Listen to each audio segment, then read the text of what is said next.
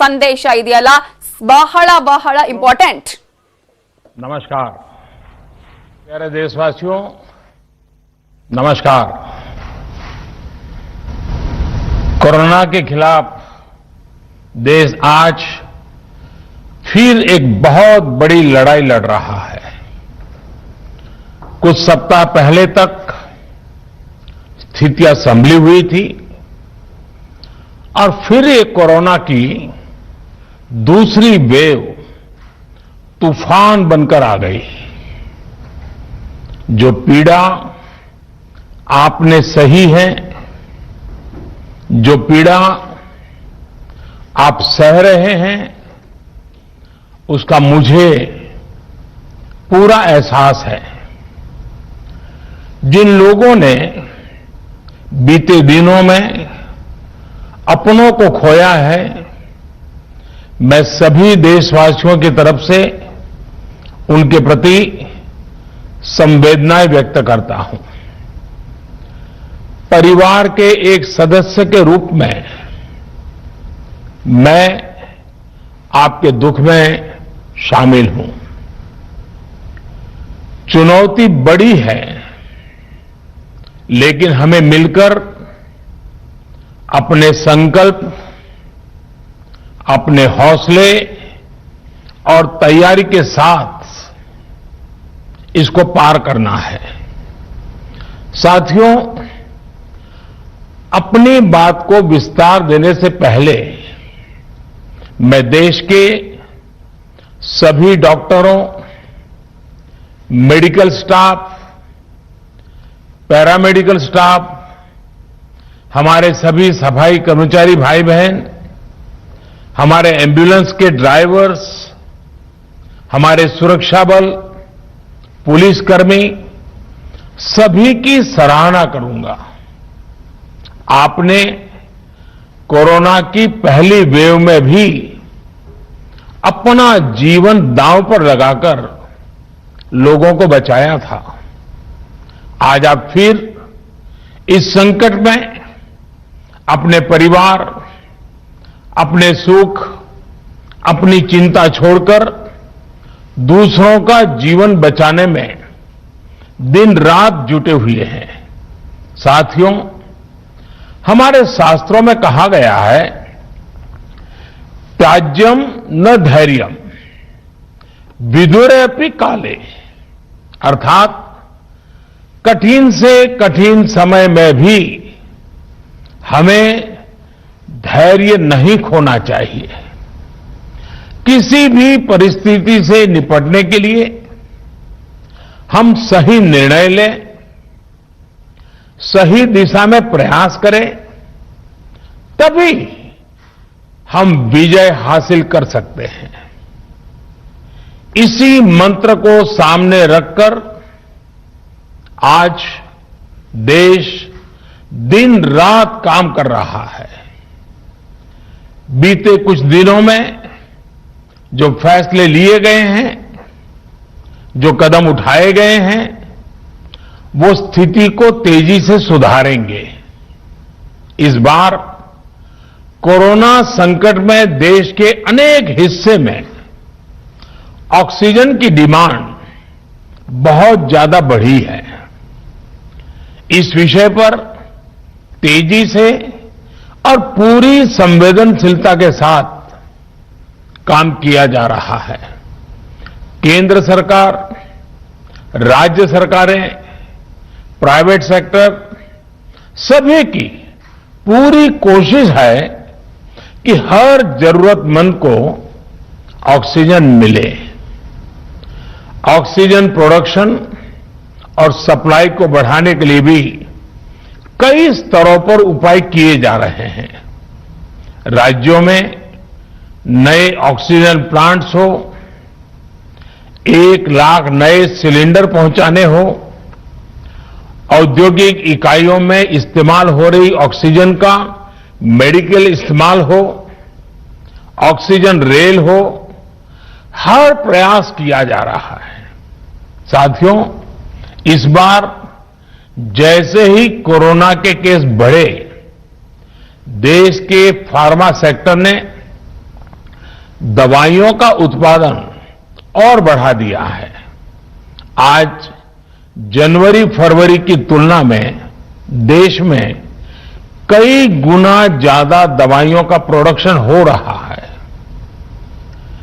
इसे अभी और तेज किया जा रहा है। कल भी मेरी देश की फार्मा इंडस्ट्री के बड़े जो प्रमुख लोग हैं, उसके जो एक्सपर्ट लोग हैं, उनसे बहुत लंबी चर्चा हुई है। प्रोडक्शन बढ़ाने के लिए हर तरीके से दवाई कंपनियां की मदद ली जा रही है।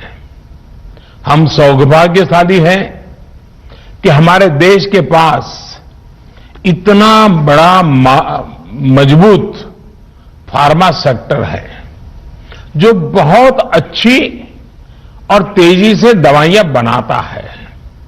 इसके साथ ही अस्पतालों में बेड की संख्या को बढ़ाने का भी काम तेजी से चल रहा है। कुछ शहरों में ज्यादा डिमांड को देखते हुए विशेष और विशाल कोविड हॉस्पिटल बनाए जा रहे हैं। साथियों, पिछले वर्ष जब देश ने कोरोना के कुछ ही मरीज सामने आए थे, उसी समय भारत में कोरोना वायरस के खिलाफ प्रभावी वैक्सीन के लिए काम शुरू कर दिया था। हमारे वैज्ञानिकों ने दिन रात एक करके बहुत कम समय में देशवासियों के लिए वैक्सीन विकसित की है। आज दुनिया की सबसे सस्ती वैक्सीन भारत में है। भारत की कोल्ड चेन व्यवस्था के अनुकूल वैक्सीन हमारे पास है। इस प्रयास में हमारे प्राइवेट सेक्टर ने इनोवेशन और एंटरप्राइज की भावना का बेहतरीन प्रदर्शन किया है। वैक्सीन की अप्रूवल्स और रेगुलेटरी प्रोसेसेस को फास्ट ट्रैक पर रखने के साथ ही सभी साइंटिफिक और रेगुलेटरी मदद को बढ़ाया गया है। यह एक टीम एफर्ट है जिसके कारण हमारा Bharat 2 made in India vaccine के साथ दुनिया का सबसे बड़ा टीकाकरण अभियान शुरू कर पाया। टीकाकरण के पहले चरण से ही गति के साथ ही इस बात पर जोर दिया गया कि ज्यादा से ज्यादा क्षेत्रों तक, जरूरतमंद लोगों तक वैक्सीन पहुंचे। दुनिया में सबसे तेजी से भारत में पहले 10 करोड़, फिर 11 करोड़ और अब 12 करोड़ वैक्सीन डोज दिए गए हैं। आज कोरोना से इस लड़ाई में हमें हौसला मिलता है कि हमारे health care workers, frontline corona warriors और सीनियर सिटीजन्स के एक बड़े हिस्से को वैक्सीन का लाभ मिल चुका है। साथियों, कल ही वैक्सीन को लेकर हुए एक और अहम फैसला भी हमने किया है। 1 मई के बाद से 18 वर्ष के ऊपर के किसी भी व्यक्ति को वैक्सीनेट किया जा सकेगा। अब भारत में जो वैक्सीन बनेगी उसका आधा हिस्सा सीधे राज्यों और अस्पतालों को भी मिलेगा। इस बीच गरीबों, बुजुर्गों, निम्न मध्यम वर्ग के लोग, 45 वर्ष की आयु के ऊपर के व्यक्तियों के लिए केंद्र सरकार का जो वैक्सीन कार्यक्रम चल रहा है वो भी उतनी ही तेजी से जारी रहेगा। पहले की तरह ही सरकारी अस्पतालों में मुफ्त वैक्सीन मिलती रहेगी, जिसका फायदा, जैसा मैंने कहा, हमारे गरीब परिवार हो, हमारे मध्यम वर्ग, निम्न मध्यम वर्ग के परिवार हो, वो उनका लाभ उठा सकेंगे। साथियों, हम सभी का प्रयास जीवन बचाने के लिए है, और जीवन बचाने के लिए तो है ही, प्रयास से भी ये है कि आर्थिक गतिविधियां और आजीविका कम से कम प्रभावित हो। प्रयास का तरीका यही रखा जाए। वैक्सीनेशन को 18 वर्ष की आयु के ऊपर के लोगों के लिए ओपन करने से शहरों में जो हमारे वर्कफोर्स है उसे तेजी से वैक्सीन उपलब्ध होगी। राज्यों और केंद्र सरकारें के प्रयासों से श्रमिकों को भी तेजी से वैक्सीन मिले लगेगी। मेरा राज्य प्रशासन से आग्रह है कि वो श्रमिकों का भरोसा जगाए रखे। उनसे आग्रह करें कि वो जहां है वहीं रहे। राज्यों द्वारा दिया गया ये भरोसा उनकी बहुत मदद करेगा कि वो जिस शहर में है वहीं पर अगले कुछ दिनों में वैक्सीन भी लगेगी और उनका काम भी बंद नहीं होगा।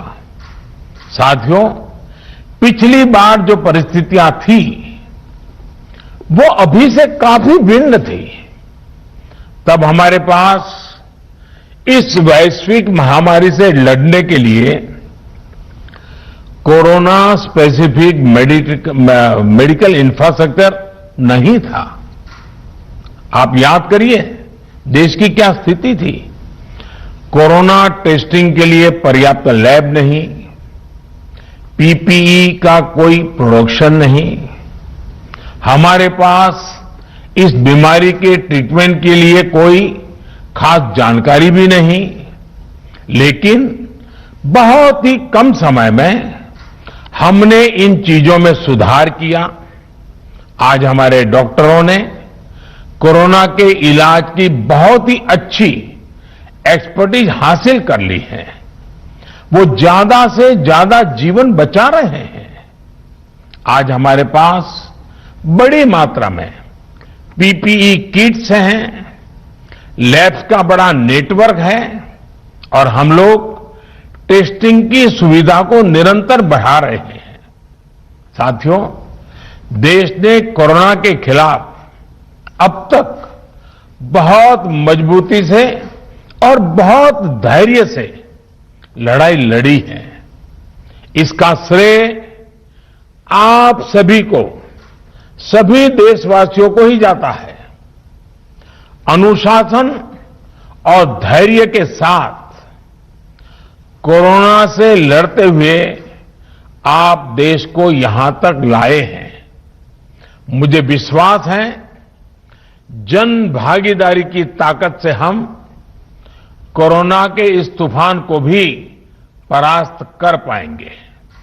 आज हम अपने चारों ओर देख रहे हैं कि कैसे कई लोग, कई सामाजिक संस्थाएं जरूरतमंदों तक मदद पहुंचाने में दिन रात जुटे हैं। दवाई पहुंचाना हो, खाने या रहने की व्यवस्था करनी हो, लोग पूरे मनोयोग के साथ काम कर रहे हैं। मैं इन सभी के सेवा भाव को आदरपूर्वक नमन करता हूं और देशवासियों से अपील करता हूं कि अधिक से अधिक मात्रा में इस संकट की घड़ी में देशवासी आगे आएं और जरूरतमंदों तक मदद पहुंचाएं।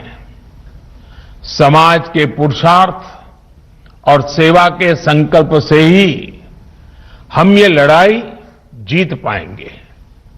मेरा युवा साथियों से अनुरोध है कि वो अपनी सोसाइटी में, मोहल्ले में, अपार्टमेंट्स में छोटी छोटी कमेटियां बनाकर कोविड अनुशासन पालन करवाने में मदद करें। हम ऐसा करेंगे तो सरकारों को न कभी कंटेनमेंट जोन लगाने की जरूरत पड़ेगी, न कर्फ्यू लगाने की जरूरत पड़ेगी और लॉकडाउन का तो सवाल ही नहीं उठता है, आवश्यकता ही नहीं पड़ेगी। स्वच्छता अभियान के समय देश में जागरूकता फैलाने के लिए मेरे बाल मित्रों ने बहुत मदद की थी। छोटे छोटे बालक 5वीं, 7वीं, 8वीं, 10वीं में पढ़ने वाले, उन्होंने घर के लोगों को समझाया था, मनाया था। उन्होंने बड़ों को भी स्वच्छता का संदेश दिया था। आज मैं फिर अपने बाल मित्रों से एक बात विशेष तौर पर कहना चाहता हूं। मेरे बाल मित्र, घर में ऐसा माहौल बनाइए कि बिना काम, बिना कारण घर के लोग घर से बाहर न निकले। आपकी जीत बहुत बड़ा परिणाम ला सकती है। प्रचार माध्यमों से भी मेरी प्रार्थना है कि ऐसे संकट की घड़ी में वो लोगों को सतर्क और जागरूक करने के लिए जो प्रयास कर रहे हैं उसे और बढ़ाएं। इसके साथ ही इसके लिए भी काम करें कि डर का माहौल कम हो सके, लोग अफवाह और भ्रम में न आए। साथियों, आज की स्थिति में हमें देश को लॉकडाउन से बचाना है। मैं राज्यों से भी अनुरोध करूंगा कि वो लॉकडाउन को अंतिम विकल्प के रूप में ही इस्तेमाल करें। लॉकडाउन से बचने की भरपूर कोशिश करनी है और माइक्रो कंटेनमेंट जोन पर ही ध्यान केंद्रित करना है। हम अपनी अर्थव्यवस्था की सेहत भी सुधारेंगे और देशवासियों की सेहत का भी ध्यान रखेंगे। साथियों, आज नवरात्रि का आखिरी दिन है। कल रामनवमी है और मर्यादा पुरुषोत्तम श्री राम का हम सभी को यही संदेश है कि हम मर्यादाओं का पालन करें। कोरोना के इस संकट काल में कोरोना के बचने के जो भी उपाय है, कृपया करके उनका पालन 100% करिए। दवाई भी, कड़ाई भी, इस मंत्र को कभी भी भूलना नहीं है। ये मंत्र जरूरी है, वैक्सीन के बाद भी जरूरी है। रमजान के पवित्र महीने का भी आज 7वां दिन है। रमजान हमें धैर्य, आत्मसंयम और अनुशासन की सीख देता है। कोरोना के खिलाफ जंग जीतने के लिए अनुशासन भी, उसकी भी उतनी ही जरूरत है। जब जरूरी हो तभी बाहर निकले, कोविड अनुशासन का पूरा पालन करें। मेरा आप सभी से यही आग्रह है। मैं आपको फिर ये भरोसा देता हूं, आपके इस साहस, धैर्य और अनुशासन के साथ जुड़कर आज जो परिस्थितियां हैं उन्हें बदलने में देश कोई कोर कसर नहीं छोड़ेगा। आप सभी स्वस्थ रहें, आपका परिवार स्वस्थ रहे, इसी कामना के साथ मैं अपनी बात समाप्त करता हूं। आपका बहुत बहुत धन्यवाद।